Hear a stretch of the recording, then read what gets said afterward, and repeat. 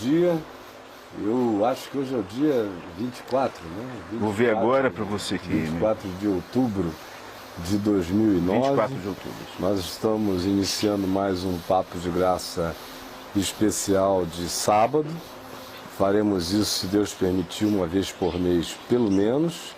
Da última vez, o nosso tema foi sobre a pedofilia no ambiente da Igreja Católica nos Estados Unidos, mas não ficamos restritos a isso, discutimos o fenômeno. E hoje, como a gente vem anunciando, o nosso tema é sobre o documentário Jesus in India, que tem provocado, não o documentário, mas a questão, a mim pelo menos, uma quantidade razoável de e-mail. Todas as semanas tem gente me perguntando alguma coisa sobre isso, ou há algo que a isto se relacione. De modo que eu escolhi este documentário para a gente fazer esse papo de graça especial de sábado, falando sobre ele, com a gente hoje aqui o nosso querido Tonho, que voltou depois de uma temporada de um mês. Um mês, né, Caio? De afastamento aí por causa de uma dor na barriga, não de barriga. É uma diferença. Né? Graças a Deus. Mas que causava também. É, também? Ah, causava. Dava uma mexida dava lá de para barriga baixo. também, mexia. É, porque não dá para o indivíduo ficar enfesado sem ficar enfesado, né? Não dá. Aliás, essa é a origem da palavra enfesado. Não sabia disso, não. É de um sujeito que está entupido de fezes e com prisão de ventre. Aí ele briga com qualquer um. Aí, né? meu amigo, essa semana já é a segunda reflexão fecal aqui no Papo de Graça. Eu perguntei ao Chico há 2 ou 3 dias atrás se ele conseguia controlar a diarreia dele. Aí ele disse que não. Eu falei, eu também não, a minha. Eu só não paro avião. Mas é incontrolável, né? Pois é, por isso que compaixão é incontrolável. Por isso é que amor é incontrolável. Por isso é que o fruto do amor de Deus é incontrolável. Os gregos, não à toa, escolheram a palavra compaixão de uma palavra que vinha da raiz que designa uma crise compulsiva intestinal, uma diarreia. Então, compaixão provoca a mesma ação incontrolável que uma diarreia provoca. Ninguém segura. Quando bate, você tem que resolver a questão. Compaixão não fica de papo furado. Ela também, quando bate, põe você em ação. E os gregos foram bem na mosca quando escolheram uma palavra com um significado tão visceral. E agora a gente está falando também do oposto. É da prisão de ventre que enfesa o indivíduo. Enfesa mesmo. Não é? E não só a prisão de ventre que impede o bolo fecal de sair, como diria o Evangelho de Marcos, palavras de Jesus, para um lugar escuso, mas o enfesamento que não é de bolo fecal. Quando você também começa a não digerir coisas, você se enfesa. E aí, meu amigo, é prisão de ventre psicológica, espiritual. Aí quando cara, sai, fica insuportável. Geralmente faz merda, né? Pedra. E sai né? pedrada. Sai igual de cabritinho. Dá para Davi botar na funda, rodar e acertar a testa do Golias. Na bolinha. Pedrada, é arma, é ataque. Pois bem, se você quer participar com a gente, o documentário, o tema é Jesus in India, se Jesus andou ou não pela Índia e que significado isso teria. Eu não sei se você já sabe, pode fazer a pergunta através do site, apenas do site da VMVTV. Você tem que ir lá, se logar, se você estiver vendo através de um screen player de qualquer blog, não lhe será possível fazer a pergunta. Mas se você entrar no site da VMVTV, ao lado direito tem flashes em azul, você clica e pergunta. Mas eu quero começar com o Tonho. O que o documentário suscitou em você, mano? Uma grande alegria, né? Primeiro porque outras culturas estão dizendo que Jesus também esteve entre eles. Não só os judeus, que prefeririam dizer que ele não esteve como outras culturas que não são judaicas nem cristãs, dizendo que Jesus esteve aqui. Mas o hiato do tempo de 18 anos, entre 12 anos de Jesus até o bar mitzvah dele, até aos 29 anos e meio, que ele começa a pregar ali, eu acho aquilo muito abrupto. Eu sempre achei que aquilo interrompe a narrativa, depois volta. Parece que foi tirado dali um texto. Você acredita que pode ter alguma coisa tirado dali e guardado nas catacumbas católicas? Não. Ali, escondidos pelos católicos? Não, eu particularmente olho para um documentário desse e o vejo em três perspectivas.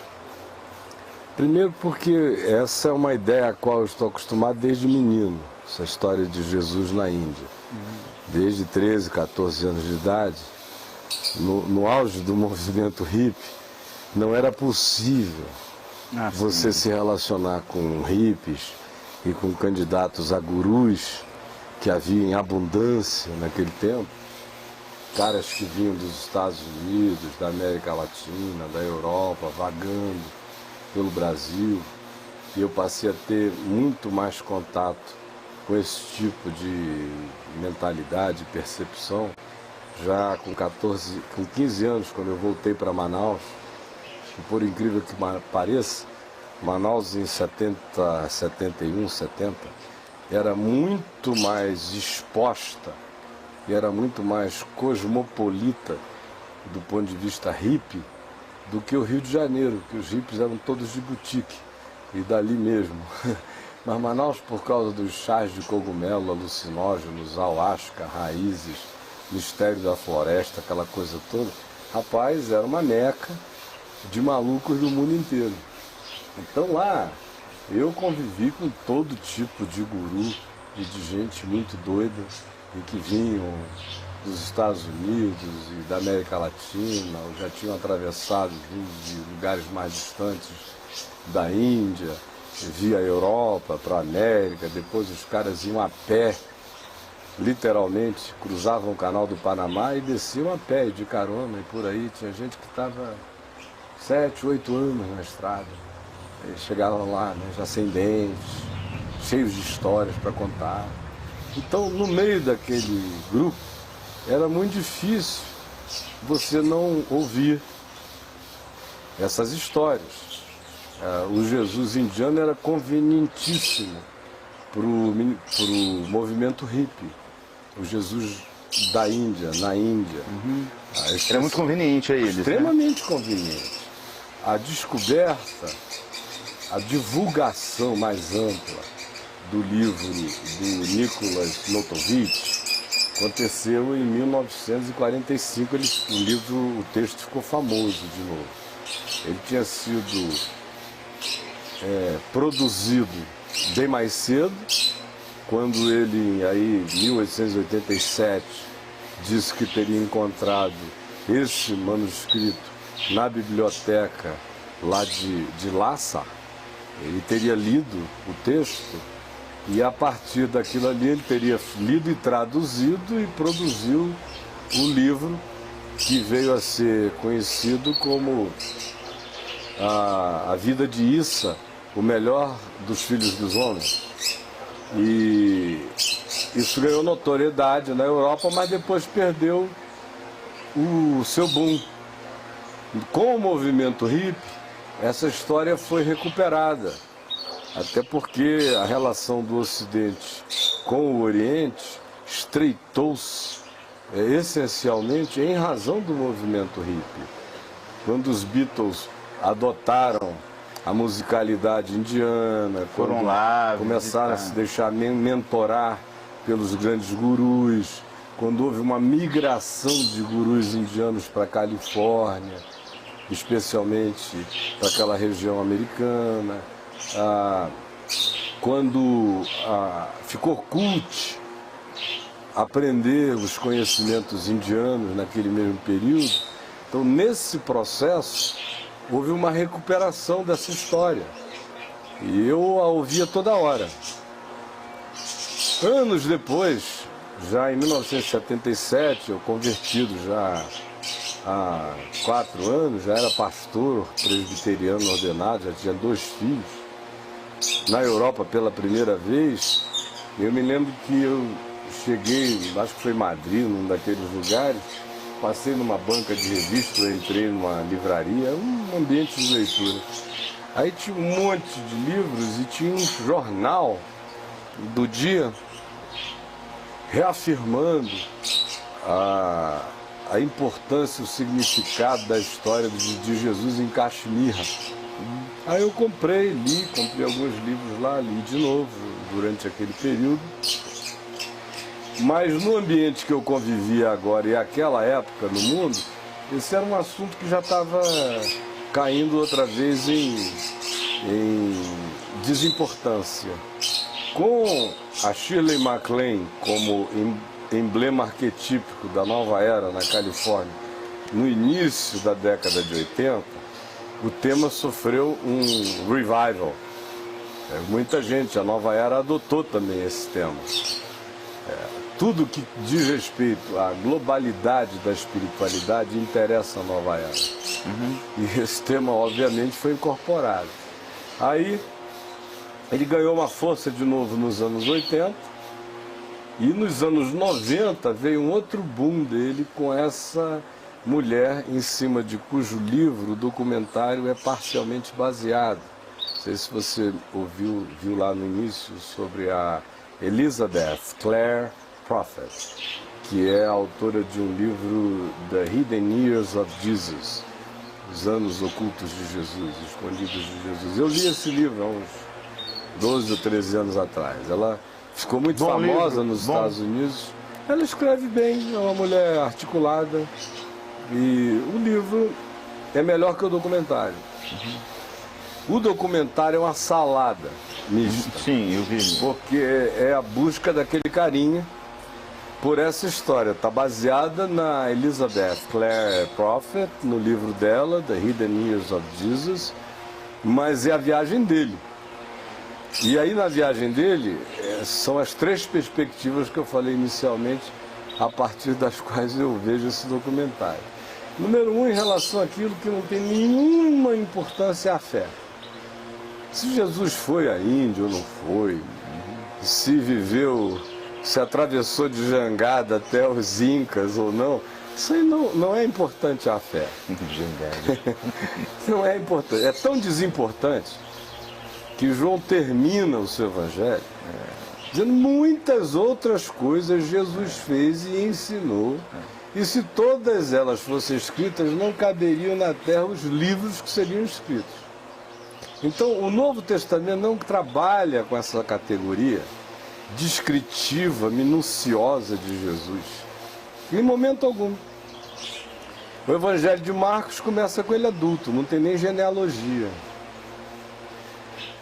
Foi o primeiro texto, o mais original, o mais antigo. O de Mateus, que é baseado em Marcos, com os agregamentos de algumas parábolas a mais e dos chamados oráculos do Senhor, que são as falas, especialmente o Sermão da Montanha todo, agrega uma genealogia, mas você vê o nível de pouca meticulosidade, até mesmo quando você compara os evangelhos sinóticos. Em Marcos, o Gadareno é 1, em Mateus são 2. O cego mendigo à porta de Jericó, em Mateus são 2. Em Lucas e Marcos é um cara. E assim você vai vendo como não há essa preocupação.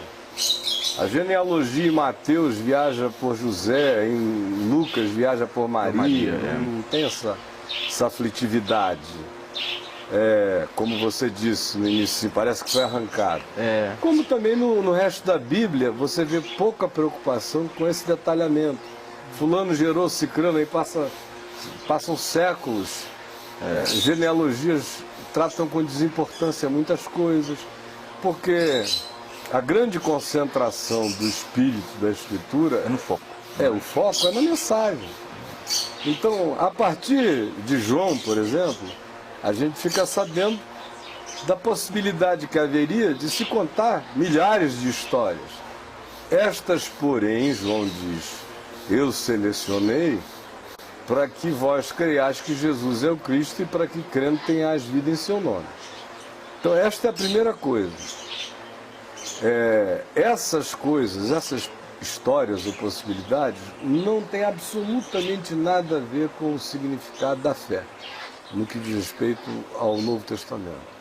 Segundo aspecto é que nesse documentário existem coisas, a primeira delas é as que não têm significado da fé, tanto faz como tanto fez, e tem aquelas que têm significado para a fé, que tanto faz sim. Entendeu? Aí, por exemplo, no livro da Elizabeth Clare Prophet, a história é linear, ela se atém ao Nicholas Notovitch, ao livro dele sobre a vida de Issa, a vida de Jesus na Índia, conforme ele teria lido nos textos antigos no monastério tibetano. Já o documentário viaja em todas as direções.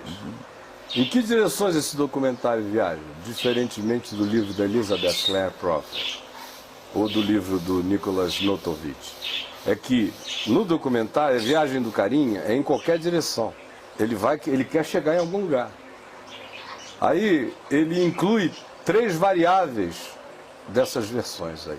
E dentro delas ele coloca o islamismo como fonte a ser verificável sobre alguma coisa acerca da vida de Jesus e inclui as lendas, fábulas e tradições afegãs, indianas e do Oriente a respeito de Jesus, das histórias.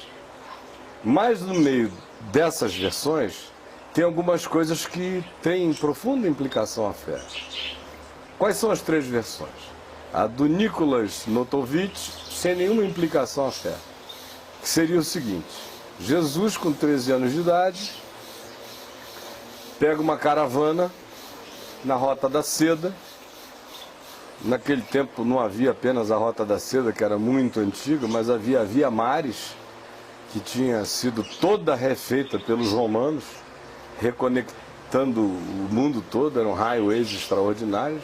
Mas a Rota da Seda, da Etiópia até a Índia, nesse caso ele teria apanhado uma caravana em Akko, que fica no norte de Israel, antiga fortaleza, depois virou uma grande fortaleza cruzada, mas é uma cidade antiquíssima, nos dias anteriores a Tutamés III. Tutamés III já chegou e tomou Akko como cidade fortificada e poderosa. A Rota da Seda passava por lá. Jesus teria ido numa caravana dessa e passado 18 anos nesse período com pelo menos 4 tradições diferentes religiosas. No livro do Nicholas Notovitch, ele chega em cada um desses lugares, ele primeiro fica em silêncio, ele ouve. Depois que ele ouve tudo o que eles têm a dizer, e são períodos longos, meses, anos em silêncio, quando ele começa a falar, ele cria problemas, sempre. Em cada um desses ambientes ele cria problemas, ele é perseguido em todos. E aí ele cria problemas entre os brahmanes, ele cria problemas entre as castas superiores, porque ele cura os inferiores. Ele cria problema onde ele vai. Ele cria menos problema na rota do Nicholas Notovitch, na Pérsia, onde ele convive com ele passaria lá por cima também. Os discípulos de Zaratustra, porque Zaratustra teria profetizado a vinda do Messias. E teria sido por isso que os magos teriam ido da Pérsia em busca do Messias, não só por causa da estrela, mas por causa da profecia do Zaratustra. Então lá seria o único lugar onde ele não teria tido problemas, porque havia um espectro preparado assim, de aceitabilidade para a realidade de um Messias.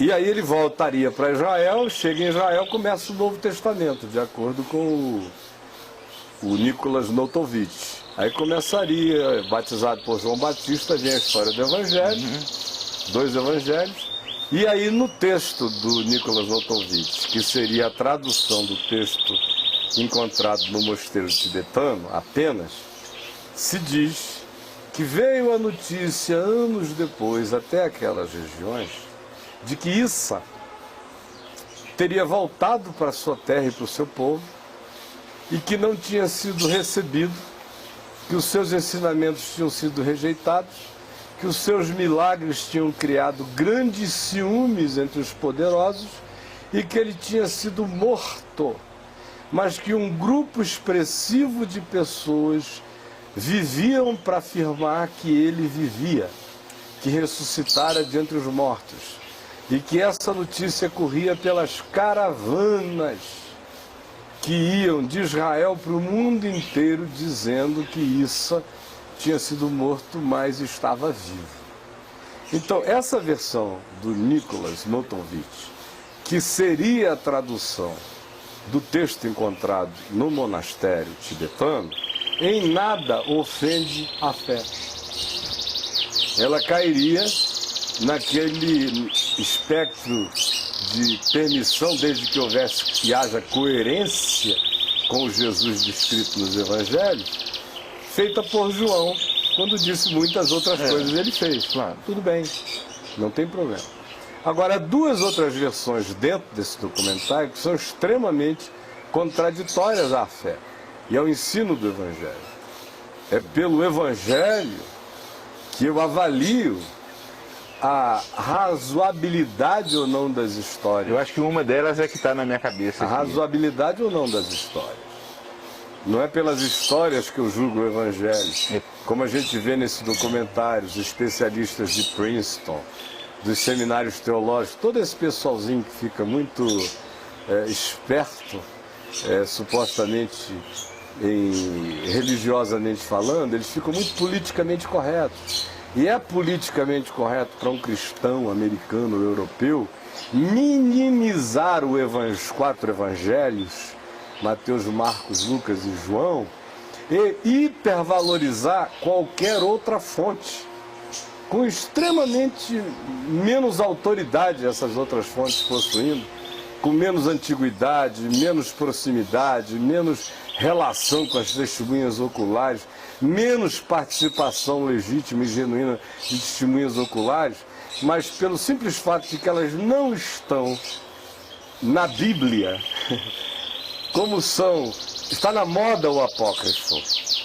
A moda é o pseudepígrafe. A moda é o que não seja aquilo que hoje sofre as consequências do cristianismo, que é a própria realidade do Novo Testamento. Como o Novo Testamento está identificado ao cristianismo constantiniano, como o cristianismo constantiniano gerou essa bosta na terra, insuportável, então, meu irmão, aquilo que a ele se associa padece e sofre. E a Bíblia e os 4 evangelhos sofrem por causa do cristianismo. Os 4 evangelhos estão em profundo descrédito por causa do cristianismo. Porque foi o cristianismo que disse, não, esses 4 evangelhos são legais. Então tudo aquilo a que o cristianismo diz está bom e é legal, é visto com suspeição total e absoluta, por causa do cristianismo. Aí vai o tal de Muhammad Ali e acha, em 1945, em Couro de Cabra, lá em Nag Hammadi, no Egito, aqueles evangelhos apócrifos e mais outros livros, e como o evangelho de Tomé, de Bartolomeu, de Maria Madalena, depois veio de Judas Iscariotes, não na mesma leva, fez outra história, mas é parte do mesmo pacote, do mesmo espectro de percepção gnóstica. Praticamente foram evangelhos produzidos no 2º e 3º século, baseados no sincretismo que já tinha surgido entre a fé primordial em Jesus e a assimilação dessa fé segundo a filosofia gnóstica. Gnósticos começaram a se converter, ou a querer se converter, ou a se interessar por Jesus, ou achar Jesus o iluminado dos iluminados, então cooptaram Jesus, porque era impossível ser gnóstico encontrar uma figura sem paralelos como a figura de Jesus e não se encantar por ele e não querer assumir a possessão daquela informação, incorporá-la ao patrimônio daquela espiritualidade. Mas Então, não sucumbir à espiritualidade, continuarem... Não, claro, é segundo os gnósticos, é igual o Evangelho segundo Allan Kardec, é igual o Evangelho segundo o cristianismo, é igual o Evangelho segundo Calvino, é igual o Evangelho segundo qualquer um outro. É sempre uma adaptação. A Maranata, por exemplo. É sempre uma adaptação. Sempre foi, sempre será uma adaptação. A doutrina, então, é uma... Toda doutrina é uma adaptação. Quem não quiser fazer adaptação, não faça doutrina. Se doutrinar, adaptou segundo a sua imagem e semelhança. A palavra tem que ficar lá. É o quarto elemento do... Solta para me bater por como ela quiser. Quando eu a doutrino, eu a amarro. Eu botei uma camisa de força, eu disse o que ela é, ela parou de ficar viva. Quem determina o que ela é sou eu. Então, isso é sério. Muito. Então, a gente vive hoje essa era do descrédito dos 4 evangelhos por causa do cristianismo e a era do crédito auferido, dado e transferido a qualquer outro livro, a qualquer suspeita, a qualquer tradição, a qualquer sombra, pela mesma razão, por razões antitéticas ao cristianismo. O cristianismo conseguiu relativizar os 4 evangelhos e o Novo Testamento todo e a Bíblia como um todo, e conseguiu hipervalorizar o que, do ponto de vista arqueológico, científico até, para nem falar de qualquer compreensão teológica, ficando apenas na mundanidade das definições, até desse ponto de vista teriam menos importância, infinitamente menos importância. A arqueologia não iria atribuir essa importância toda a esses evangelhos apócrifos em relação aos 4 evangelhos. Se não houvessem os 4 evangelhos. Não atribuiria, por uma razão simples, assim como agora. Essa descoberta desse fóssil humano pré-símio, que relativiza a história inteira. Antes de Lúcia ainda, antes do Australopithecus, que é o Ardi, e já é absolutamente hominídeo, que faz uma reconstrução inteira da história evolutiva. Por quê? Porque o mais velho nessa hora é quem relativiza o mais novo. Então, o critério adotado por esse pessoalzinho que está dizendo que está fazendo ciência em Princeton e em alguns outros seminários é anti-arqueológico, já que eles não estão trabalhando com outra coisa, ou não deveriam estar, a não ser com arqueologia, já que eles estão dedicados à documentação que possa garantir legitimidade de informações. É o mais antigo, é o mais próximo dos fatos originais, é o que supostamente carrega a maior densidade de informação original. E não algo que foi produzido 300 anos depois, 250 anos depois ou 200 anos depois.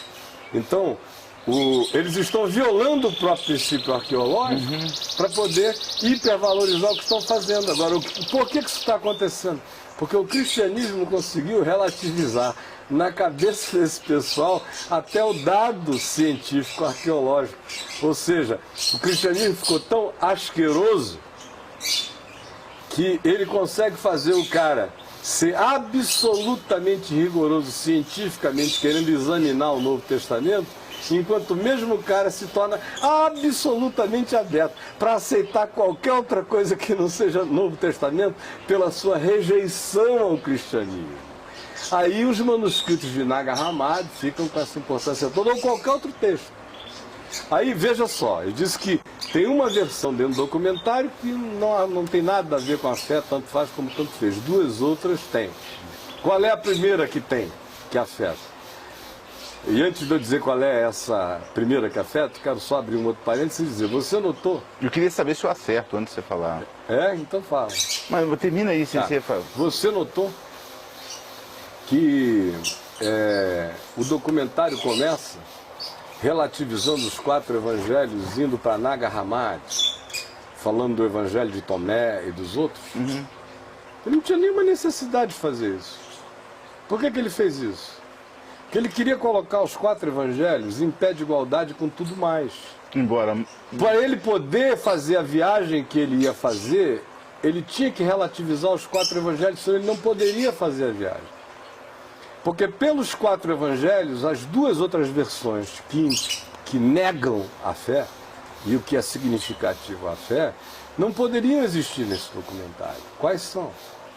Se a menos que ele tenha essas relativizações. Nag Hammadi de um lado, o Islã como elemento tão importante de afirmação sobre Jesus quanto os 4 evangelhos e quanto Nag Hammadi, as tradições afegãs, as tradições indianas, tudo isso tem que virar um pacotão só, porque o nome dessa fenomenologia lá em Princeton, ou em qualquer outro seminário cristão teológico desse nível, é religiões comparadas. Religiões comparadas, é uma matéria que cada vez fica mais importante do que tudo nesses seminários ou faculdades teológicas consideradas de mais elevação de pensamento. Tanto faz Mateus, Marcos, Lucas, Evangelho de Judas, de Tomé, seja lá o que for, ao contrário, a descoberta, quanto mais diferente for, mais ela vai suscitar um interesse de releitura de tudo. Porque esses caras, de fato, não conheceram Jesus. Eles só são uns discípulos do cristianismo traumatizados com o cristianismo, querendo emprestar alguma palatabilidade para a espiritualidade deles. É só isso. Então, para poder haver essas 2 versões que negam a fé dentro desse documentário, tem que haver a relativização dos 4 evangelhos. Aí eles relativizaram primeiro, minaram o terreno e fizeram a viagem. Primeira viagem é, Jesus sai de Acre, na Rota da Seda, igual a história do Nicholas Notovitch, exceto pelo fato que ele leva Maria com ele, a mãe. Aí Maria vai e morre no Afeganistão. Aí tem lá a sepultura da Maria afegã. E dentro dessa mesma história da sepultura da Maria afegã, tem também a história, esse Jesus teria continuado a viagem, voltado para cá, tentaram matá-lo em Israel, mas ele escapou, ou porque um sósia assumiu o lugar como uma variável da versão islâmica, ou porque supuseram que ele morreu, mas não morreu, e ele foi reanimado e fugiu e escapou, aí teria voltado para perto de onde a sua mãe Maria teria morrido, e teria lá também a tumba do Jesus, filho de José, que é a história daquela outra mulher que ficou querendo acessar o DNA lá no Afeganistão, mas não pôde porque estourou o 11 de setembro. Essa é uma versão. Jesus e Maria no Afeganistão. Esse Jesus vai com Maria até lá, ela morre, ele faz a viagem inteira, volta até Israel, é quase morto, escapa da cruz, volta e acaba morrendo de velho no Afeganistão. A segunda história dessa que afeta a fé completamente é aquela que diz, não, ele saiu sozinho, a Maria não foi com ele, ele foi à Índia, fez tudo isso, voltou para Israel, pregou, não foi aceito, e tentaram matá-lo na cruz, mas ele escapou da cruz, sem ressurreição. Como se ele tivesse um coma. Escapou e foi para a Índia e morreu de velho em Caxemira. Morreu de velho lá, inclusive casou, teve filhos, suscitou uma descendência. É um código da Vinci mais antigo, que sem o glamour cruzado europeu, francês e tudo mais, indiano. Ele ficou lá. Essas 2 versões afetam completamente a fé, negam o Novo Testamento, negam os 4 evangelhos, negam o que se diz sobre Jesus e o que Jesus diz de si mesmo, negam o Jesus dos evangelhos, porque o Jesus dos evangelhos não diz que ele iria quase morrer, diz que ele iria morrer, que ele nasceu para esse fim, para essa hora, que ele iria viver isso até o fim, que ele iria ressuscitar dos mortos, que ele iria ser assunto aos céus. E o testemunho dos evangelhos é acerca disto. E diz que esta não era uma morte de um mártir, mas era do Cordeiro de Deus que tira o pecado do mundo, era redentora, expiatória, definitiva. A palavra dos discípulos em Atos era só essa. Só essa Morreu, desses ressuscitou, caras morreu, que conviveram ressuscitou, com ele, não que essas duas outras versões tornam esses carinhas os maiores mentirosos da história. Eles é que teriam roubado esse corpo, preparado essa farsa, despedido Jesus para Caxemira, vai em paz, goze longa vida, e a gente sem nenhuma razão vai ficar aqui dizendo que tu morreste, ressuscitaste, vamos ser decapitados, vamos ser flagelados, vamos dar nossa vida. Enquanto o senhor fica lá no bem bom. No bem bom, eles, que enquanto Jesus estava com eles, negavam, fugiam da raia, queriam saber qual era o prêmio, a recompensa, não sei o que, papapá. Agora que Jesus foge da raia. Que Jesus foge da raia, que não ressuscitou, que coisa nenhuma, que é um frouxo safadão. E eles então. E reanimado é mandado para Caxemira, vai lá, escolhe uma indiana gostosinha, tenha boa vida, bons filhos, vire um guru, que a gente segura a honra, a barra dessa mentira. Desse estelionato cósmico, do maior e pior de todos. Vá que a gente prega. Eu, Pedro, segura tua onda aqui. Nós todos, João, vamos mentir em nome de Deus até a morte. Todos nós. E foi o que teria sido o que com efeito fizeram. Até a morte, mentir em nome de Deus, em nome de Jesus. De um Jesus que estaria na Índia, ou que teria fugido para Caxemira. Não tem como. Você lê os evangelhos e vê que aquilo que eles estão falando e fazendo é verdade. Você sente ali. Não dá para o cara ler Atos e não ver que aqueles bichos estão surtados. Como ninguém poderia ficar surtado, a menos que tivesse encontrado Deus como assombração. Ressuscitado. E permanente, comendo e bebendo contigo durante 40 dias. E dando mandamentos sobre o reino de Deus por intermédio do Espírito Santo. Então, mano, esse documentáriozinho é a viagem desse carinho, que é um cristão americano, discípulo do cristianismo, da religião, traumatizado, sofrido, angustiado, desencontrado, querendo saber a verdade. O cristianismo desiludiu completamente. A igreja cristã evangélica americana é estéril e por completo desiludiu. Ele é um homem numa busca, dizendo que está com a mente aberta, e ele só pode estar porque quem não sabe o caminho tem que estar aberto a todas as alternativas. E ele vai dando tiros para lá e para cá.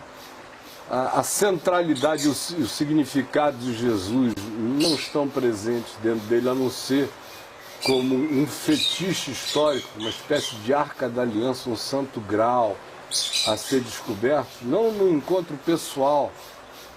Para ele é uma solução de uma dúvida histórica que virou um elemento existencial de importância capital para ele. Ele é um templário contemporâneo procurando um santo grau. Essa é a viagem do rapaz. Essa é a confusão do documentário. A versão do Nicholas Notovitch apenas levantam algo instigante, mas sem maiores consequências, de acordo com João.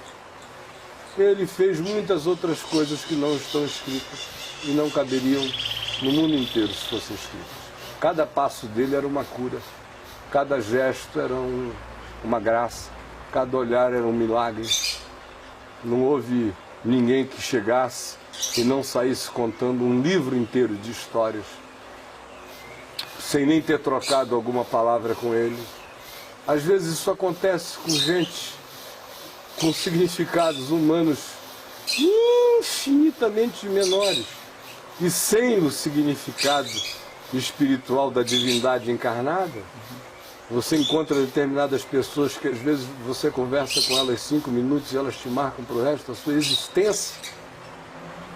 Às vezes a sua vida inteira se referencia a partir daquele encontro que muda a sua trajetória. Foi um resvalão. Você bateu ele, pá, na rocha da esquina e te botou noutra direção. Ainda mais encontrando Jesus. Então a história que estaria descrita no manuscrito no mosteiro tibetano, que teria sido traduzida pelo Nicholas Notovitch, Não tem nenhuma contradição com o Evangelho. Se houve ou não houve, tanto faz. Eu me preparei para escrever um livro de ficção sobre isso. Escrevi 384 páginas, quase 400 páginas. O livro estava sendo fechado, estava prontinho, chamado Em Busca de Issa. Era a trilogia do Nefilim. Nefilim, Tábuas de Eva, Em Busca de Issa. E aí, nesse caso, o Abelardo Ramês tinha viajado no tempo sem sentir. Nas outras vezes ele sentiu que viajou no tempo.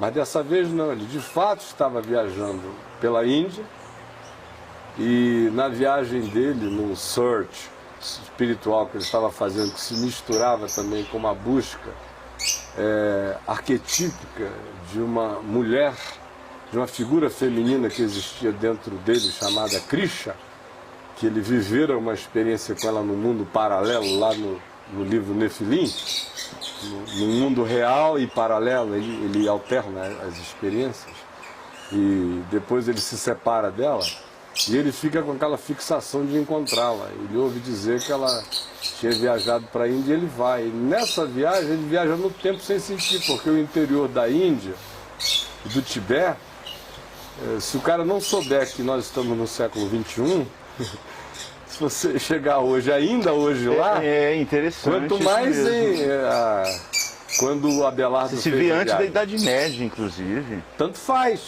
Se você está em 1887, quando o Nicholas Notovitch chegou lá, ou se você está agora, não mudou nada praticamente.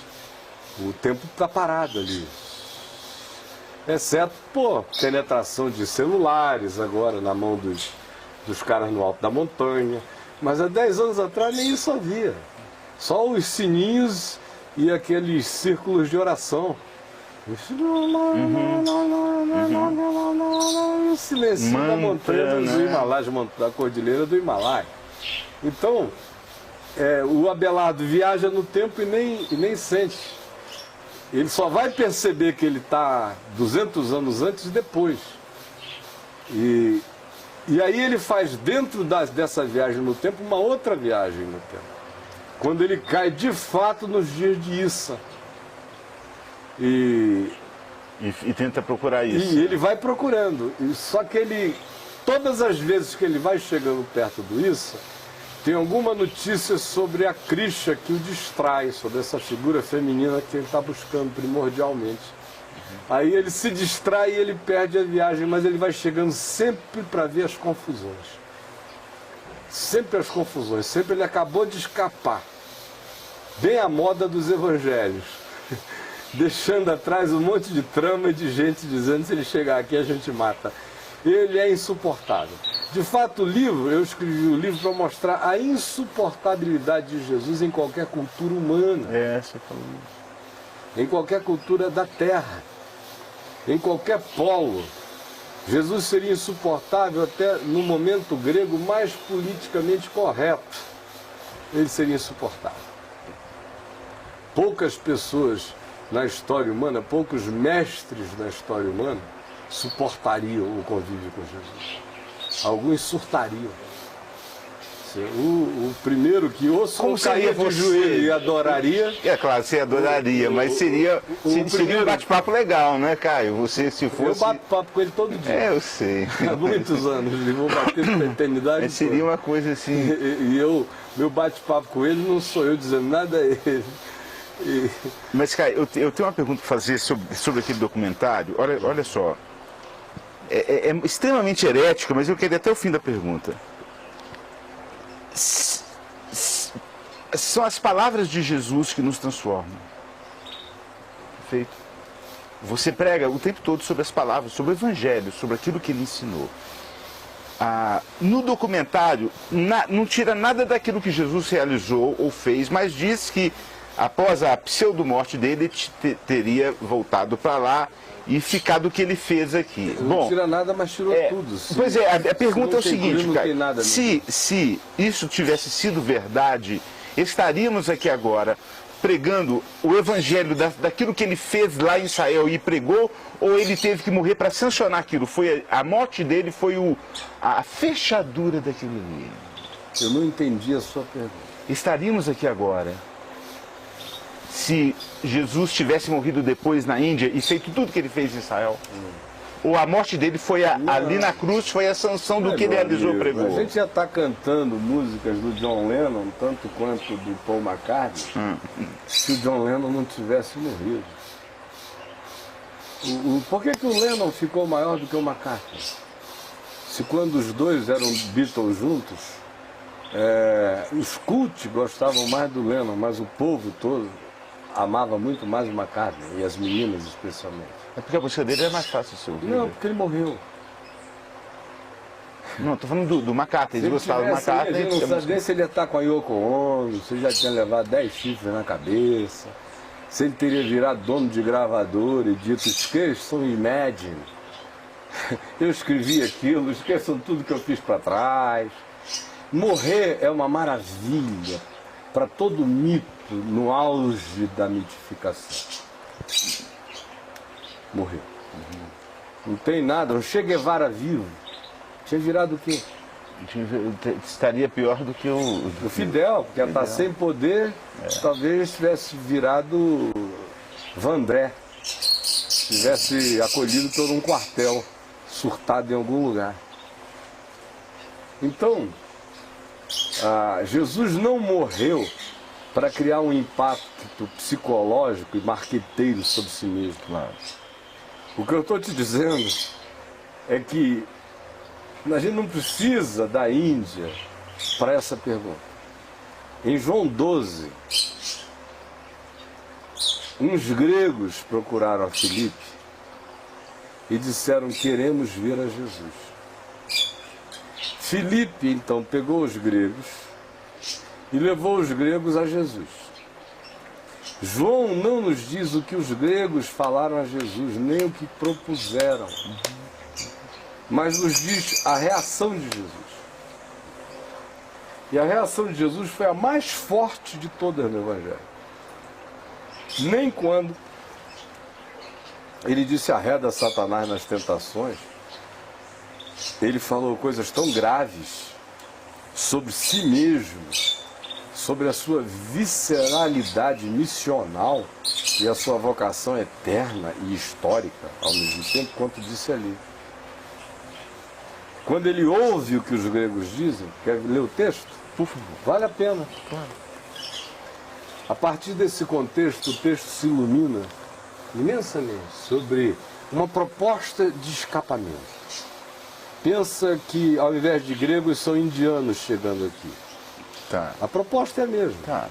Nesse caso aqui, as tradições que não são do Evangelho são apenas tradições extra-bíblicas, mas que vêm do primeiro e do segundo século, nos dizem que essa comitiva de gregos chegou lá impressionada com Jesus, convidando-o em nome do rei de Edessa, na Ásia Menor, para mudar-se para lá, porque disse, em Israel você vai ser morto, você é muito politicamente incorreto para sobreviver aqui.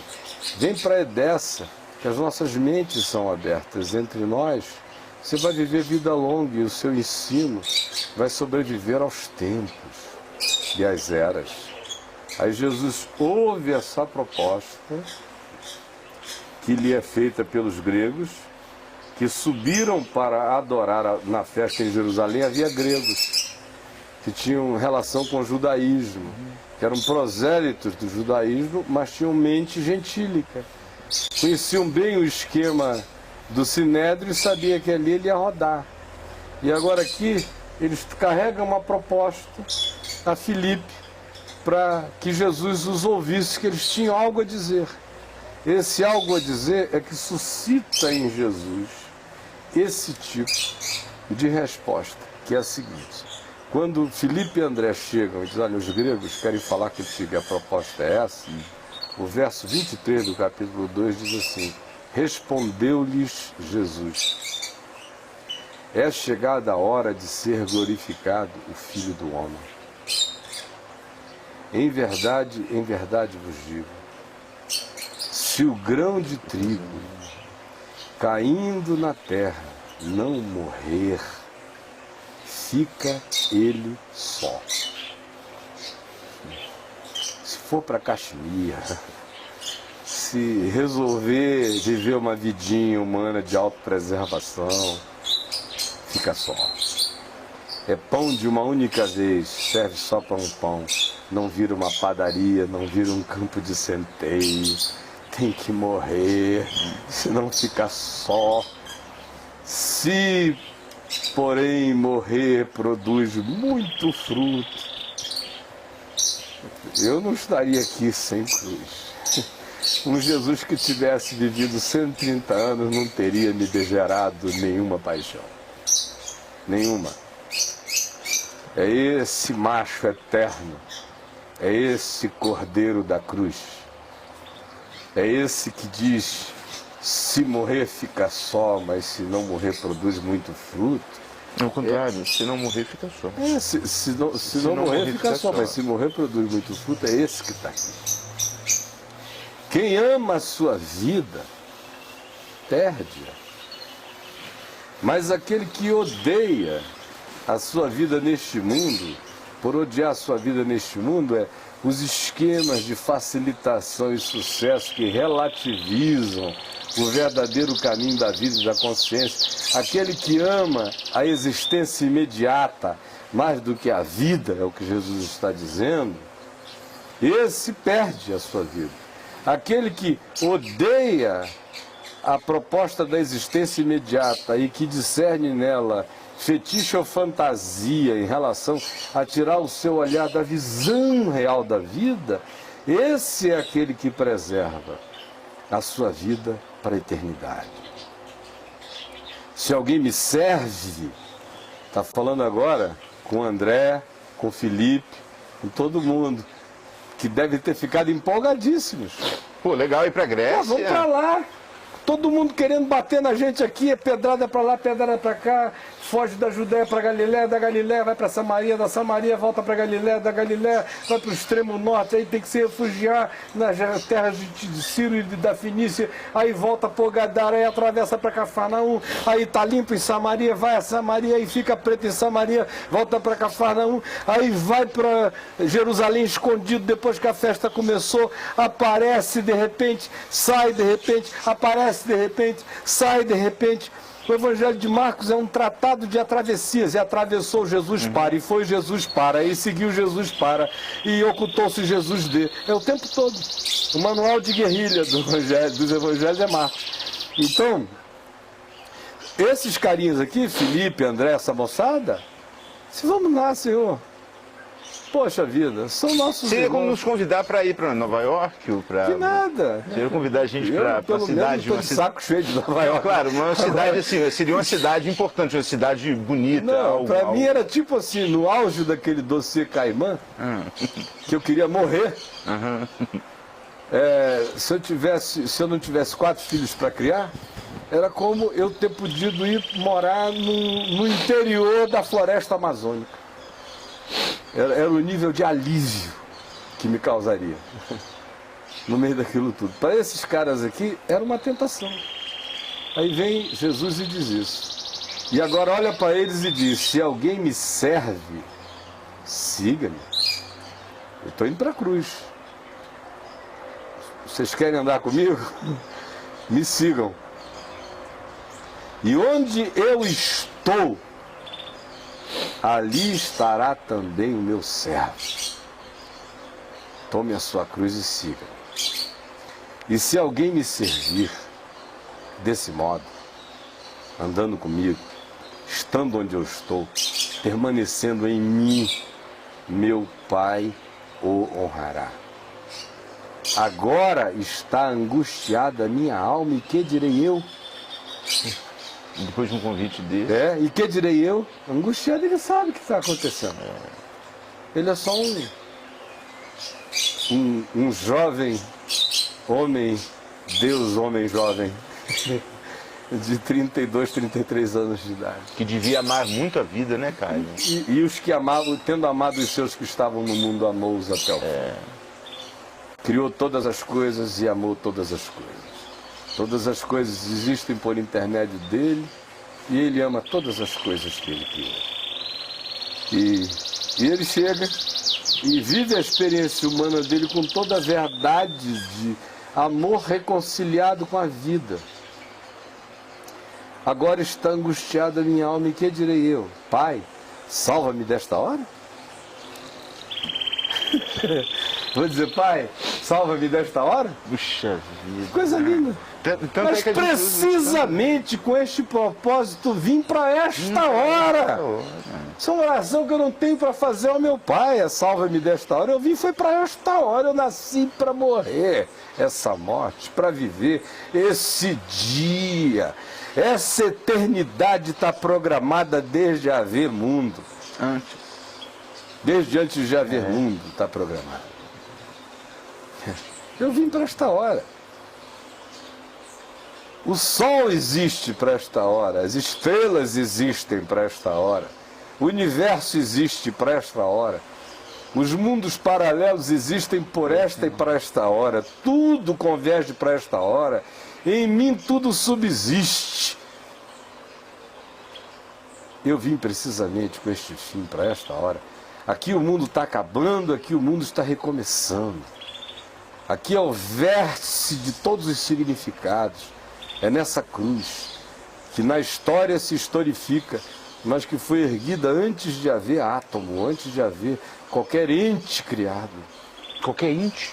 Qualquer energia. Dos anjos. Anjo não viu a cruz, é por isso que o Satanás e todos os principados e potestades, não diz Paulo em Efésios, entram e aprendem com perplexidade a sabedoria de Deus revelada àqueles que creem no mistério outrora oculto e agora a nós manifesto em Jesus Cristo, que é o mistério da cruz, do Cordeiro Eterno. Ninguém percebia isso. Não havia criatura para assistir o testemunho do sacrifício do Cordeiro Eterno. Só o Pai, só Deus testemunhou Deus dando a vida pela criação. Por isso só Deus jura por si mesmo dizendo, e eu não me arrependerei. É Deus se entendendo com Deus por qualquer criatura, por qualquer criação, por qualquer mundo, por qualquer dimensão, tirando qualquer criatura da questão. Deus lida com Deus sobre a criação. Isso é grave e sério assim. E Jesus vem e diz, agora está angustiada a minha alma, e que direi eu? Pai, salva-me desta hora, se o mundo inteiro existe por causa desta hora. Se eu vim precisamente com este propósito para esta hora, Pai, o que eu digo é o oposto, glorifico o teu nome. Estou aqui para fazer toda a tua vontade, como diz o Salmo e o livro de Hebreus repete, no teu livro está escrito a meu respeito. Tu me fizeste, tu me formaste e me deste corpo. No teu livro estão escritos todos os meus dias. Tu me fizeste para esta hora, corpo me formaste. Eu estou aqui para este momento, para essa encarnação essencial. O que eu tenho a dizer é, Pai, glorifica o teu nome.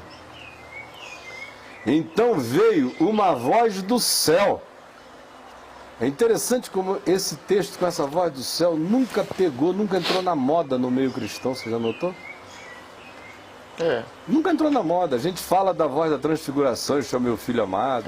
Ou da voz que João Batista ouviu, este é o meu filho amado. Mas essas duas ficaram na moda sempre. Foram vozes do céu que ficaram sacramentalizadas. Mas essa aqui todo mundo passa batido. Que é um dos momentos mais graves. Talvez isso aqui seja o momento mais intestino do Evangelho antes das horas da cruz. Antes da gente chegar àqueles momentos finais, antes do bicho estar pegando. Olha só, então vem uma voz do céu que diz, eu já o glorifiquei e ainda o glorificarei. A multidão... Já glorifiquei o meu nome. Ele respondendo para o filho. Mas a multidão ouviu, todo mundo ouviu. Olha só, a multidão, pois, que estava ali, tendo ouvido a voz, dizia ter ouvido um trovão. E foi... Como João, em frente a Jesus Cristo, que ouvia a voz de muitas águas. águas. Né? Outros diziam, foi um anjo que falou. Ou seja, teve o grupo que disse, a fenomenologia foi um trovão, mas parecia realmente que o trovão disse isso. Mas foi um trovão que falou. Aí teve um segundo grupo que disse, não, foi um anjo que falou com voz de trovão. mas era discernível. Aí vem Jesus, era discernível. Aí vem Jesus e explicou, disse, não foi por mim que veio esta voz. Não disse se foi o trovão, se foi anjo com voz de trovão. Jesus nunca deu explicação. Para ele, o que importava era o dito, não era a fenomenologia, não era a mídia, não era o meio, era o que era. Sempre foi. Mídia sempre esteve a serviço. Então, não é fim, é meio. Aí vem, ele diz, não foi por mim que veio esta voz, e sim por vossa causa. Eu não preciso de voz alta, de nada disso. O trovão de Deus ecoa em mim o dia inteiro. Chegou o momento de ser julgado este mundo e agora será expulso o príncipe deste mundo. Vai para Caxemira, o diabo continua dono de todas as paradas. Agora Ficou sem cruz, meu irmão, não tem... Não O que tem Jesus ia glória. fazer lá na Caxemira se o reino dele era lá? O que Jesus ia... Então, não, ficou muito pode simples, ter passado, ido, se quiser. Não, estou falando depois da cruz. Depois da cruz, meu irmão, só tem ressurreição. Só ressurreição. Então, qualquer outra coisa, aí viola o evangelho por completo. E a desimportância disso é total. Pois é, isso que eu Pelo tô falando. simples fato de que o Jesus dos evangelhos é uma controvérsia em qualquer contexto humano.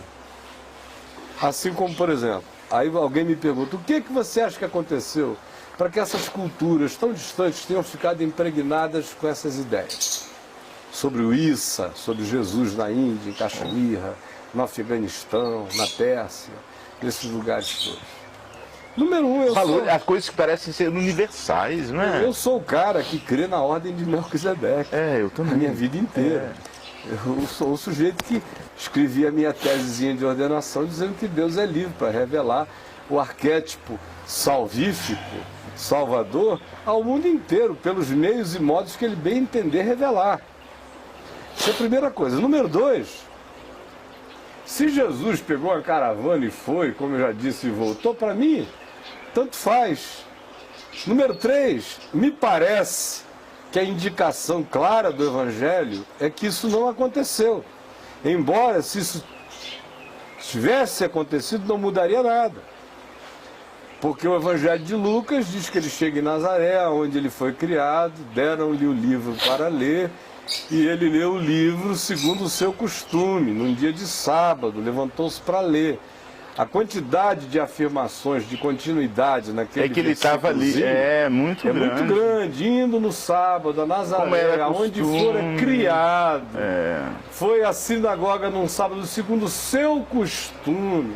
E deram-lhe o livro para ler, e ele leu. Então, são três... Esse não é Jesus, filho de Maria, não vivem aqui entre nós, seus irmãos, suas irmãs. Isso não é este o carpinteiro. Filho do carpinteiro. Não é só filho, não. Tem 3 expressões. Mateus uma, Marcos outra, Lucas outra. Compare os sinóticos, você vê que numa ele é o filho do carpinteiro, no outro ele é só filho de Maria, na outra ele é o carpinteiro. Então, por qualquer via ele está coberto. Pai, mãe, ele mesmo, os irmãos, está todo mundo ali. Está respondendo o nosso irmão Carlos Castro. Aqui. Chegando ali na sinagoga. Então essa é a minha convicção, mas ela também totalmente desimportante para a história da salvação, do evangelho, da graça, da revelação. Mas não a cruz. Não. Agora, cruz não, mano. Cruz. Não a cruz. Cruz e ressurreição. Só existe evangelho por causa da cruz e da ressurreição. Tira a cruz e a ressurreição, não tem evangelho. Jesus fica só bonitinho, legalzinho, legal. Eu não queria nada com ele, era só mais vai ser mais um Zaratustra, vai ser mais um Buda, vai ser mais um... E aí, Jesus sem cruz é burro. É burro. Jesus sem cruz é otário, burro. Não sou discípulo de otário. Aí eu ia preferir um outro guru, mais inteligente, menos suicida. Eu só tenho esse espírito kamikaze porque o meu mestre é kamikaze. Por causa da cruz. Porque eu não teria nenhuma vocação kamikaze se Jesus não fosse kamikaze. Mas se Jesus não fosse kamikaze eterno, de dizer eu vim para esse dia, para essa hora, para morrer essa morte, para salvar as entranhas da criação, também não haveria em mim nenhum tipo de interesse por ele, sinceramente falando, porque o meu interesse por ele vem desse diferencial radical. E nem dos seus discípulos que iam rindo. Iam rindo para a morte. Então, sem cruz não há absolutamente nada. Não há Jesus relevante nem significativo.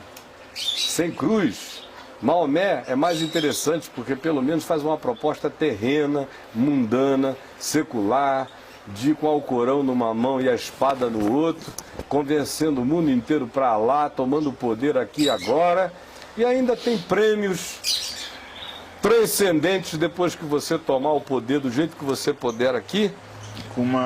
Ainda tem prêmios no Jardim de Alá em algum outro lugar. E são prêmios então, até... é uma religião extremamente interessante ao poder contemporâneo, extremamente gratificante em relação a santificar o bacanal eterno.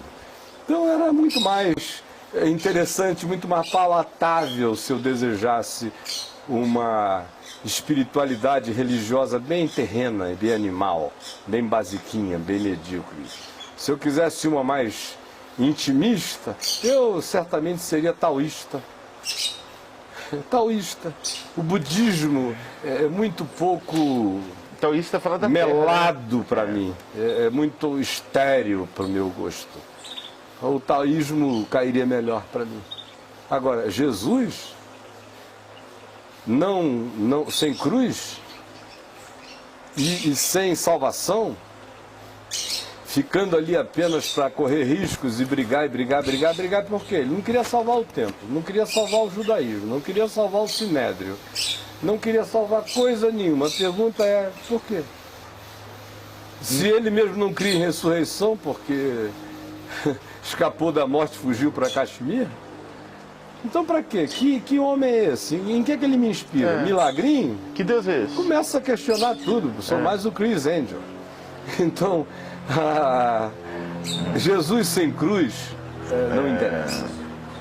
Absolutamente não interessa a mim. Não é por causa do cristianismo, nem por causa de nenhum dogma. Eu estou falando como homem. Eu, como homem, não tenho nenhum interesse num Jesus sem cruz e sem ressurreição. E se a gente analisar, fica totalmente descolocada a Bíblia, a palavra de Deus. Você não consegue emendar nada, nem do Novo Testamento, nem do Velho Testamento. Fica tudo sem nexo se não houver a cruz. Os sacrifícios, para que serviriam os sacrifícios? Para que serviriam a vinda para aquele povo, para a construção de uma palavra, de uma Bíblia que foi escrita. Para derramamento de sangue não há remissão de pecados. Pois né? Tanto sangue derramado e vem o Cordeiro de Deus, aí foge da raia. Foge da raia. O Cordeiro eterno vira uma cabrinha frouxa. Não dá. Uma cabritinha, eu vou para Caxemir. Traz outro carneiro aí. Bota um bode aqui que eu não nasci para isso, não. Isso não parece com Deus. Não tem nada a ver com o meu. Ele é macho, né? E aí, meu irmão, a história em si do mosteiro tibetano, do texto antigo, a tradução do Nicholas Notovitch, nada disso colide com o Novo Testamento. É apenas uma historinha paralela, interessante. Se for ficção é interessante, se não for ficção apenas agrega um valor histórico. Sim. Mas o cerne de tudo continua a estar nos 4 evangelhos, e no que ele ensinou, fez, na morte e na ressurreição, no testemunho do Jesus ressuscitado aos seus discípulos, durante 40 dias e 40 noites, e no surto dos discípulos pregando a ressurreição até a morte. No surto do seu pai, Caio. O surto do seu pai. O meu pai, de tantos quantos fizeram a mesma coisa. O seu surto, o meu surto, claro. O surto de todas. Se não tiver cruz, não teria surto. Interessante. Então, quem quer que queira olhar essa questão com tranquilidade de mente, pode pensar com essas categorias que estão sendo anunciadas aqui, porque eu me considero completamente sóbrio e sensato e equilibrado e desfanatizado em relação a observar todas essas coisas.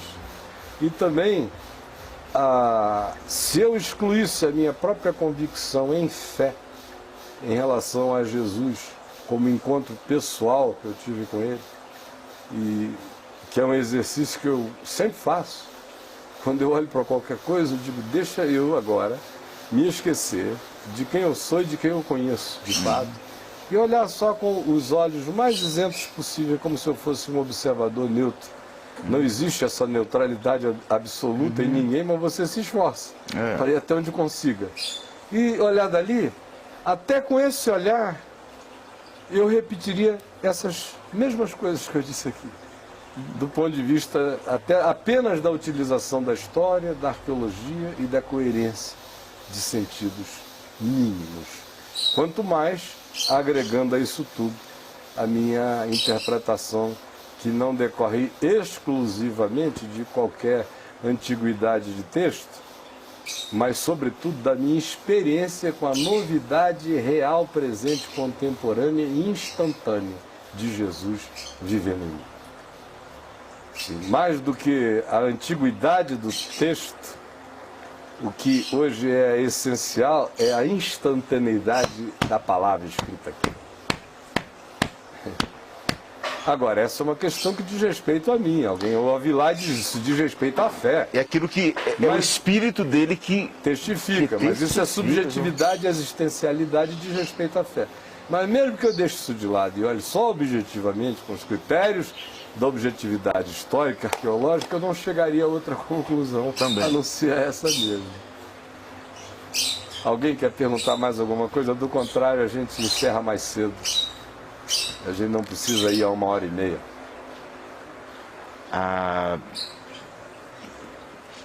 Caio, são coisas que você já respondeu. Tá bom. E hoje eu quero só pedir aqui ao meu amigo Kenneth que mostre uma imagem aqui da nossa querida Gláucia, que é a nossa amiga muito amada da Estação do Caminho da Graça no Recife. Que muito boa, deixa eu e está aqui com a gente. E ela ontem me disse que estava na cidade, eu disse, então venha, participe do Papo de Graça, depois do Papo de Graça a gente bate um papo.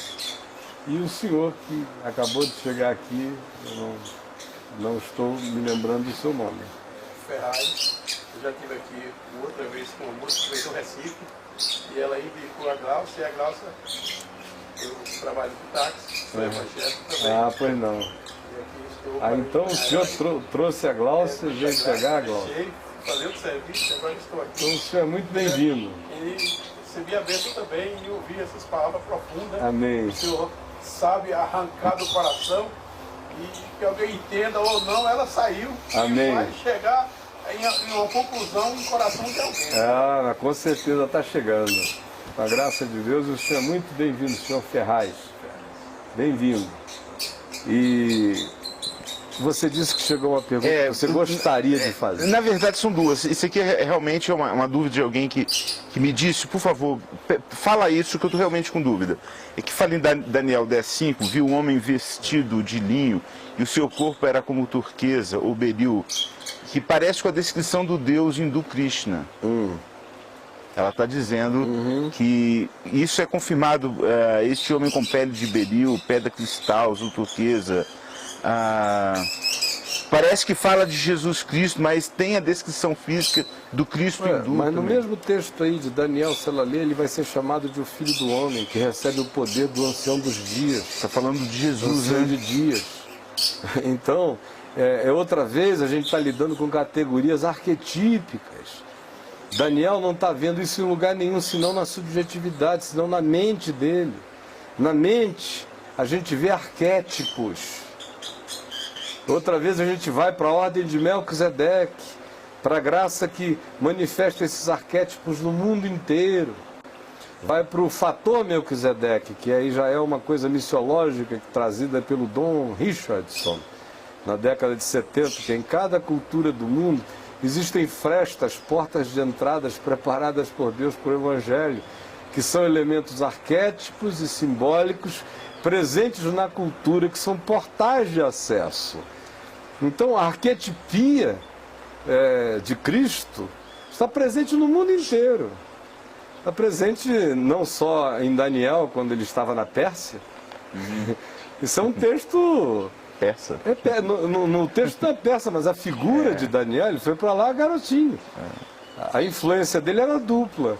Da cultura judaica que virou rabínica na Pérsia, foi onde surgiu o rabinato e a sinagoga, e ele foi instruído em todas as culturas do mundo na época, porque a corte de Nabucodonosor, depois dos reis que o sucederam, incluindo Ciro o Grande, onde Daniel também esteve presente, Dario e essa moçada toda, foram alguns dos momentos culturais mais polimorfos da história do planeta na antiguidade, de ajuntamento de culturas.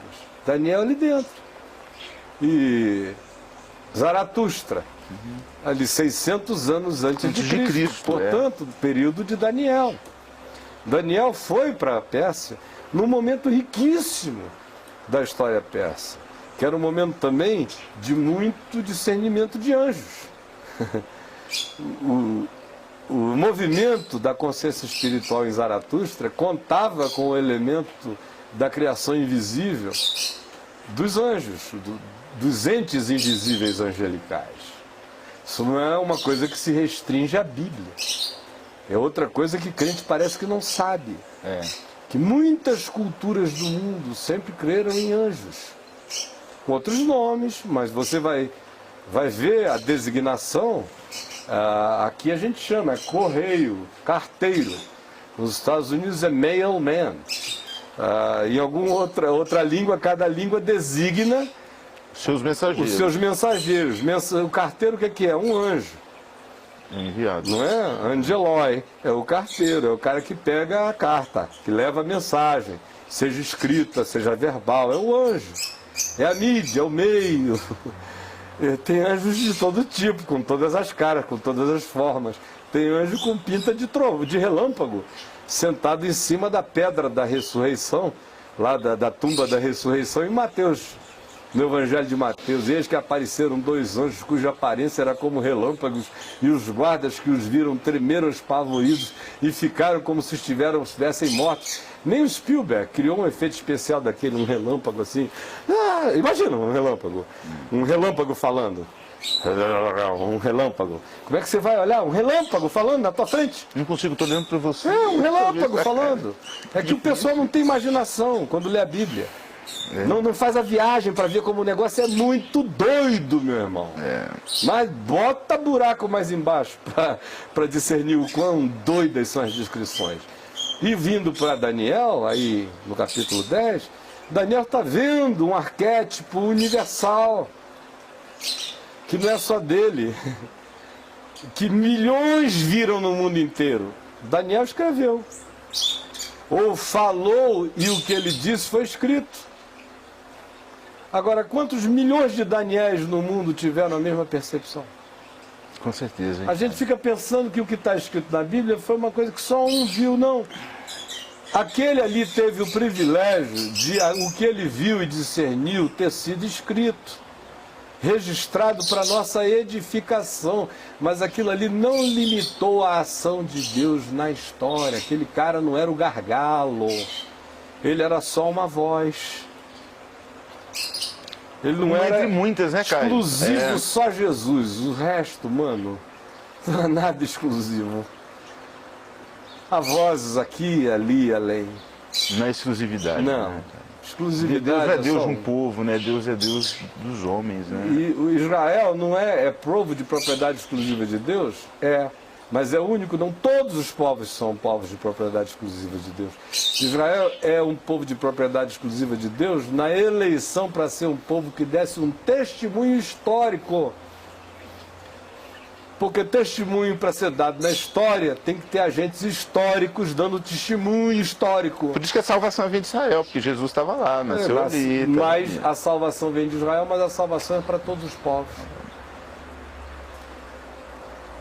Primeiro para o judeu, depois do grego, assim como o juízo. Primeiro para o judeu, depois do grego. Ou seja, se a voz se fez ouvir primeiro aqui, mas não parou aqui. A mesma voz de salvação que se fez ouvir primeiro aqui, não foi contida aqui, nem aqui será contida. Mas é a mesma voz que carrega juízo também, que vai ser ouvida primeiro aqui. De modo, meu querido, que tudo está aberto a todos, e Deus está livre para se revelar como queira, em qualquer lugar. E quem crê nessa liberdade de Deus, segundo a ordem de Melquisedeque, conforme o escritor de Hebreus tão claramente nos define, sabe que Deus está se revelando aos homens no mundo inteiro. Eu, quando prego o Evangelho e vou a qualquer lugar da terra anunciar o Evangelho, eu não vou porque, se eu não for, Deus está perdido, pobre Deus, não conta comigo, não tem voz, não tem como se comunicar. É igualzinho os ídolos dos povos, tem boca, mas não fala, tem olhos, mas não vê, tem ouvidos, mas não ouve, o Deus dos crentes. Se eu não for, ele não fala, se eu não vir, ele não vê, se eu não me manifestar, ele não chega. É igualzinho aquilo que os crentes combatem nas outras crenças, mas o Deus deles só vai se eles forem, só fala se eles falarem, só vê se eles virem, só ouve se eles ouvirem. Eles são Deus por Deus, os crentes. Eu, como não creio nisso, eu creio que Deus é Deus. Se eu for, o privilégio é meu. Se eu não for, ele vai do jeito dele. Ele está, ele está. Se eu não for, alguém vai falar, se ele quiser que alguém fale. Se ele não quiser, ele fala do jeito dele. Se ele quiser, todas as mulas dão testemunho, todas as pedras gritam. Se ele quiser, todo beija-flor vira anjo. Se ele quiser, qualquer coisa. Então, eu não estou indo lá para salvar Deus de nada. Eu estou indo porque é meu privilégio, enquanto eu vou e onde eu vou, carregar essa palavra. E mais do que isso, eu me tornei um indivíduo que não apenas carrega essa palavra aonde a vida me leva. Eu me tornei proativo. Essa palavra está tão pulsante em mim que eu também passei a vida definindo os lugares da terra onde eu também quero ir e levar esta palavra. Mas não é porque, se eu não levar, Deus está engargalado. É porque é meu privilégio anunciar o Evangelho. É por amor que eu faço e que cuido desses cordeirinhos, conforme Jesus disse. Se tu me amas, Caio, você que já me negou não 3 vezes, mas me nega todo dia. Se tu me amas, cuida bem dos meus cordeirinhos. Olha para essa moçadinha pela qual eu dei minha vida. Manifesta teu amor por mim, amando o mundo, amando os homens. Se tu amas o Evangelho, vive o Evangelho e anuncia o Evangelho. É simples assim. Então, não há nenhuma compulsão culposa, missional, para eu pregar o Evangelho em qualquer lugar, só tem privilégio. Porque Deus é livre. E Ele se revela como Ele quer. E se eu não for, Ele irá, alguém irá. Mas Ele não está engargalado a ninguém e nem em coisa alguma. E os arquétipos universais iluminam sonhos, interpretações, visões, percepções de pessoas no mundo inteiro, desde antes de haver crente na Terra. Porque sempre há Deus. E Deus conosco. Deus sempre é Emmanuel. Amém. Graças a Deus. Sempre é Emmanuel. Quando Ele se encarnou, e Emmanuel ganhou visibilidade aos nossos sentidos, Ele apenas provou que Emmanuel é sempre Deus conosco. Do contrário, a gente não saberia que Deus pode ser tão Emmanuel, tão Deus conosco, tão Deus com a gente, tão Deus fazedor de tendas para morar conosco. Mas Ele é sempre Emmanuel. A ponto de se encarnar, né? Esse é o gesto, é a tenda final. É como se nós não enxergava essa presença. E Ele vem e faz a sua tenda com a gente. Mas agora a gente sabe. E nós não precisamos fazer tenda para Ele. Ele é a nossa tenda, Ele é o nosso santuário. A gente vive nele, Ele vive em nós. E esse é o nosso telhado. Amém. Esse é o nosso caminho, a nossa cobertura, é o nosso existir, a nossa morada nele, é a morada dele em nós. E quem entendeu isso, transcendeu a tudo. Alguma outra pergunta Tem. só para encerrar? Tem. Eu gostaria de saber do Caio se o Evangelho, para surtir efeito no coração de alguém, Jesus precisa ser reconhecido primeiro como agente histórico ou como particularidade no coração de cada um? Como a gente o quê? Como agente histórico, como um elemento histórico. Não, aí a religião é que diz o que primeiro tem que vir. Isso tudo é mentira. Tudo isso é mentira da religião. A religião não tem saying on this. Não tem o que dizer a respeito disso. Ninguém sabe como Deus se revela. Ele escolhe as vias e os caminhos e os processos. São os mais diferentes, os mais diversos. Eu, por exemplo, conheci primeiro a informação histórica, porque eu nasci aqui no Ocidente. No Ocidente, para cada 1000 pessoas que encontram Jesus, 999 receberam primeiro uma informação histórica. Provavelmente em cada 1000 tenha um que não tenha recebido uma informação histórica, como... Aqui no Brasil todo mundo, a gente comemora o você Natal, já nasce, meu Deus, você já Só nasce, de ver um crucifixo nasce ali, na você já manjedoura, sabe. nasce no presépio. Natal. Então não tem como não ouvir informação histórica de Jesus. Mas eu tenho amigos que conheceram Jesus sem nunca ter tido uma informação histórica. Nem informação histórica. Não. Eu tenho amigos que conheceram Jesus. E muito que nome doido. ele deu a ele, você sabe? Deve ter sido Não, muito viajando, engraçado. tinha tomado LSD, estava muito doido, viajando por aí, meio da floresta, vindo do nada, chileno, doido de pedra, só tomando chá de cogumelo, viajando, mas com a sede de Deus enorme. Até o dia em que ele se encontrou com um ser de luz que falou o evangelho a ele. E ele se converteu e saiu procurando onde tinha aquilo, e foi em tudo que a igreja não encontrava o mesmo evangelho. Aí ele foi viajando, Roraima, Rondônia, Acre, Amapá, não sei o que, viajou, chegou em Manaus. Aí alguém o encontrou na rua, um amigo meu, e foi falar de Jesus a ele. Ele com um cabelão aqui na altura do bumbum, mais ou menos, um cabelo liso, bonito, uma cara de índio, magro. Aí foi falar de Jesus a ele e falou, eu conheço Jesus. E falou de Jesus para o meu amigo. Aí o meu amigo disse, rapaz, então vamos ter comunhão com a gente. Vamos lá na casa de um amigo, do Caio. Aí chegou lá com esse carinho. Aí eu perguntei como é que ele tinha conhecido Jesus. Ele falou, há 3 meses atrás, eu estava em Roraima, tomando só chá de cogumelo e LSD. E procurando por Deus no meio do mato. Tem muita gente fazendo assim, né? Ai, meu E Deus. me apareceu uma figura que não me disse quem ele era, nem coisa alguma, de luz. E me falou isso. E agora, onde eu vou, eu só encontro religião.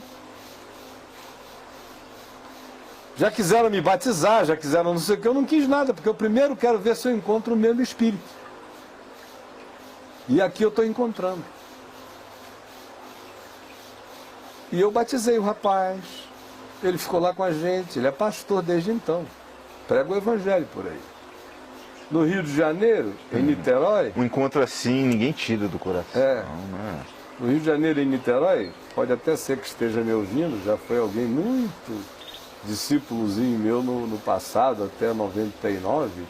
Depois ele aprontou uma crocodilagemzinha comigo, ele está totalmente perdoado, em nome de Jesus, totalmente.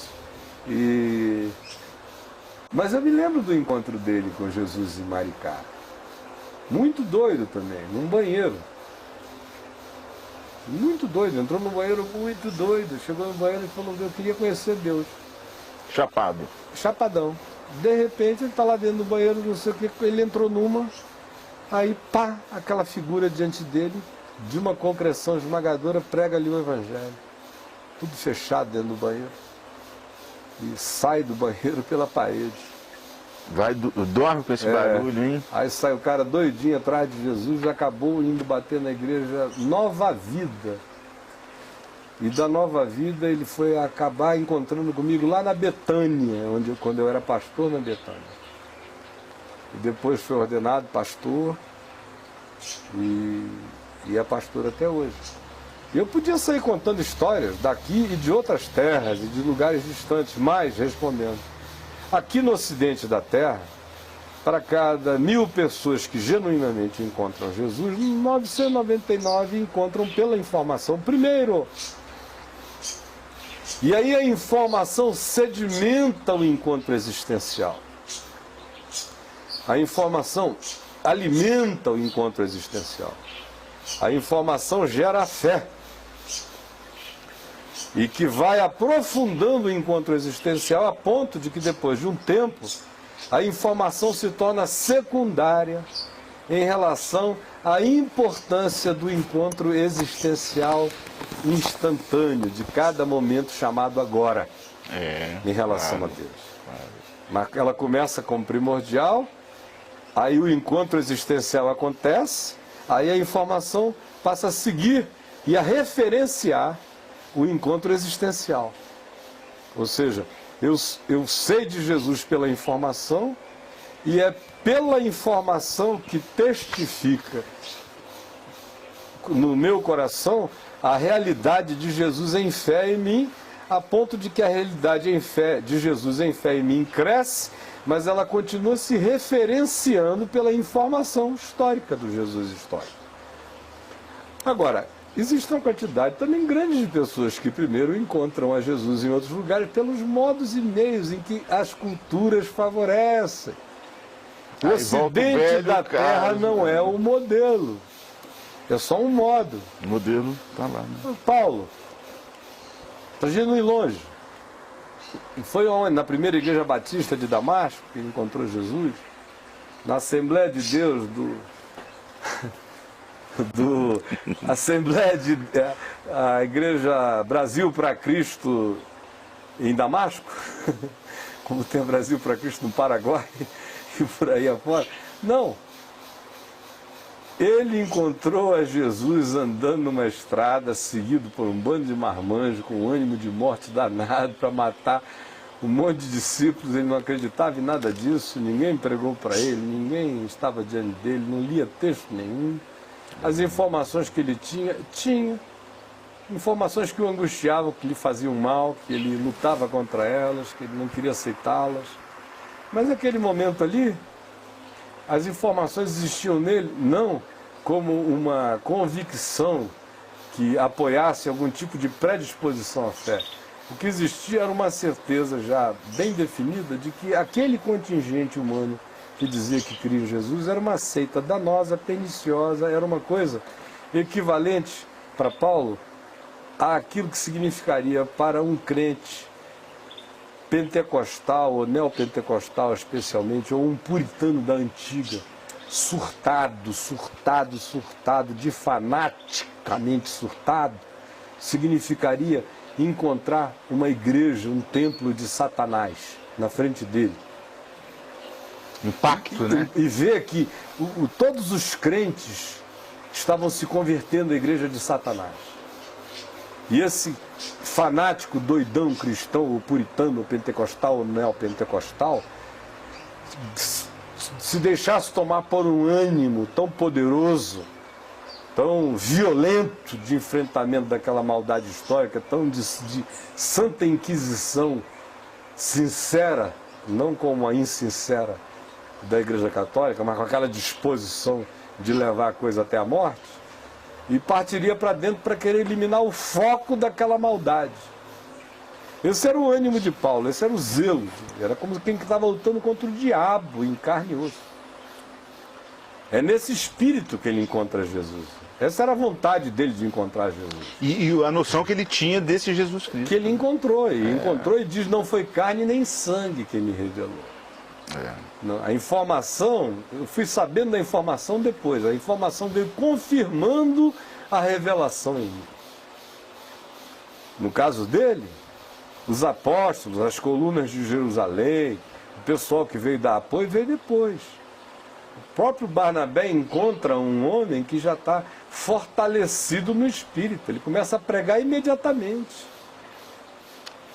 Imediatamente. No dia e os irmãos seguinte, ficam com medo dele ainda. Os irmãos, ele tem que fugir no sexto, ele tem que sair corrido, porque os irmãos têm medo dele, os que perseguiam cristãos agora querem matá-lo, e os que não queriam nada com cristãos dizem, esse cara é um doido, então não queriam abrigá-lo. Aí para onde ele vai? Vai para a Arábia, fica no deserto 3 anos, sozinho. O que a gente vê de Paulo ativo no livro de Atos é depois desse ato de solidão no deserto da Arábia. Quando a gente já vê o cara chegando em Antioquia, ele mandando ver, é depois de 3 anos de solidão. É por isso que escrevendo aos Gálatas ele diz, olha, o meu evangelho não foi carne nem sangue que me revelaram. Não aprendi com homens.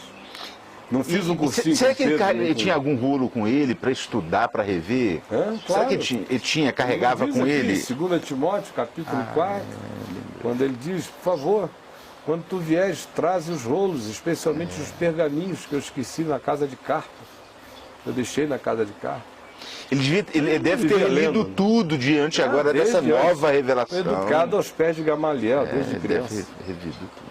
Então, tudo que não faltava ali era cultura judaica judaica extra-bíblica, sabia tudo de todos os livros apócrifos judaicos, dos pseudoepígrafos judaicos, das culturas paralelas judaicas, de todas as tradições e informações judaicas. Estudou certamente aquilo que os essênios diziam, que cada seita, grupo ou culto afirmava. Ele entendia os significados das coisas, das filosofias gregas, todas elas. Ele discutia com os filósofos epicureus, porque ele conhecia o que Epicuro ensinava. Ele discutia com os estoicos, porque ele sabia o que Zenão ensinava.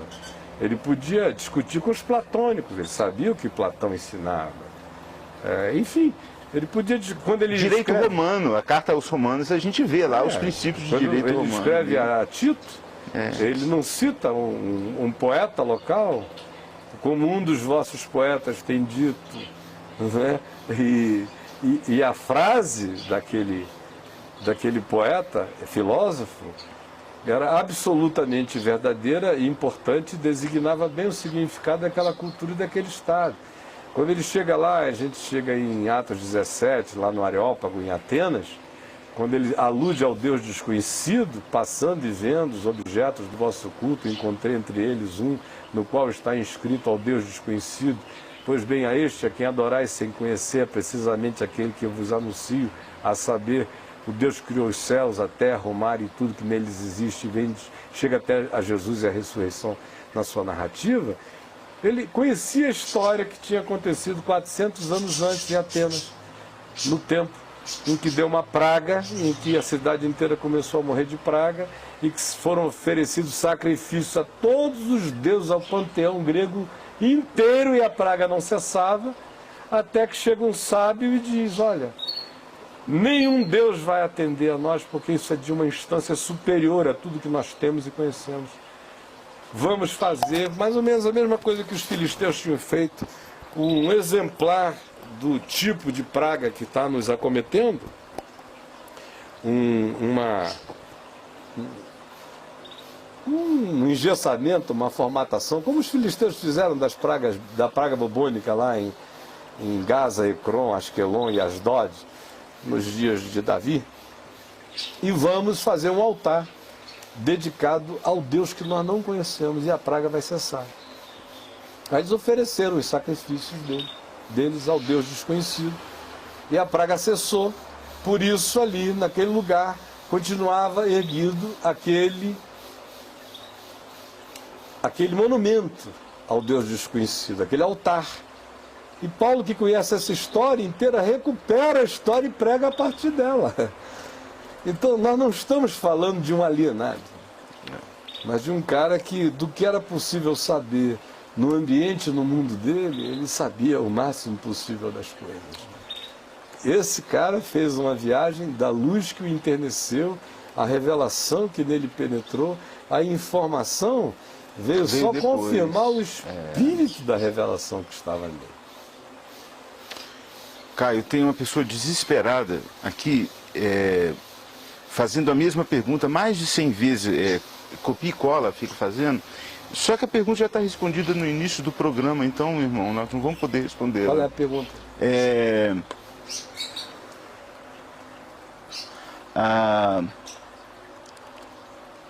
Mandou tantas vezes que não ficou nenhuma, né? Ele mudou agora. Como o pastor Caio avalia o fato da Bíblia omitir informações acerca da juventude de Jesus até o início Esse do foi seu o nosso programa, ministério? foi sobre isso, né? Foi tudo sobre este isso. mesmo será repetido agora às 3 da tarde, aqui na VMBTV, Ele vai depois às ouvir. 9 da noite, assista o programa do início que você vai saber de tudo, né? Porque senão ia ter que recomeçar tudo outra vez, a primeira hora inteira foi só Ele nem está ouvindo o que a gente está falando aqui, que continua fazendo a pergunta. Ele já perdeu. a noção, né? Meu irmão, assiste de novo aí, você que fez essa pergunta. Não, porque tem gente que só quer perguntar, não quer ouvir a resposta. Já tá. É por isso que eu quase nunca abro para perguntas, porque a maioria das pessoas quer perguntar, não quer nem ouvir a resposta. Você responde no final, pergunte a ele o que você respondeu, ele não vai saber dizer. Eu acredito muito pouco em perguntadores. Eu acredito muito mais em explicadores. Mas já terminamos o programa, né? Mas ele vai poder ver as repetições hoje à tarde. Agora, as repetições, eu quero lembrar ao meu amigo Edivaldo, que elas têm que ser precedidas pelo filme. Senão o indivíduo fica perdido, né? Então, e o filme tem que ser também deixado no canal, lá no On Demand, para o cara ver casado. E eu não estou respondendo a Luciana, não é a Luciana não. Tá? Ela, sou eu não é a Luciana, não, é um outro irmão. Tá bom. Então, Glaucinha, bem-vinda, Deus te abençoe. Vamos ver você amanhã aqui no La Salle também, né? Que bom. E senhor Ferraz, Deus o abençoe. Bem-vindo entre nós. Obrigado, Tony. Eu que agradeço, cara. Obrigado você. Que o Senhor Jesus nos abençoe, Amém. Nos ilumine, nos encha de alegria no Espírito Santo e de fé. Eu vou terminar, começar a trabalhar, o jovem está esperando ali para a gente mandar a massa ali e terminar a obra, né, jovem? Então, Deus nos abençoe, bye bye, tchau.